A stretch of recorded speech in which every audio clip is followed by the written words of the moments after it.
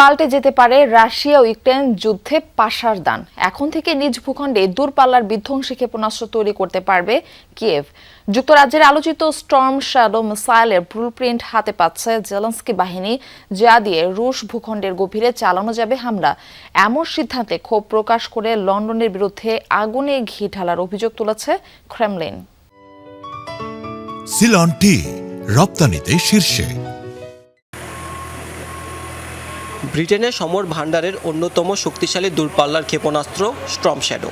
Russia Ukraine যুদ্ধে কিয়েভকে দেওয়া যুক্তরাজ্যের এই মিসাইলের কার্যকারিতা দেখেছে পুরো বিশ্ব।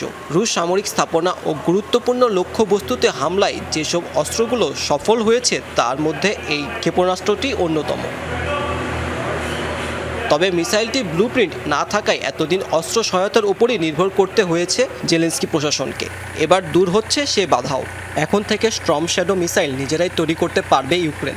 সে উদ্দেশ্যে দেশটিতে সফররত নব্য ব্রিটিশ প্রধানমন্ত্রী অ্যান্ডি বার্নহাম হস্তান্তর করা হবে স্টর্ম শ্যাডো মিসাইল তৈরির মূল ব্লুপ্রিন্ট। তবে এই সিদ্ধান্তে ক্ষুব্ধ রাশিয়া। যুদ্ধের আগুনে ঘি ঢালছে ব্রিটেন বলে অভিযোগ মস্কোর। পাশাপাশি ক্ষেপণাস্ত্রগুলো তৈরির কারখানা টার্গেটে হুঁশিয়ারি দিয়েছে ক্রেমলিন।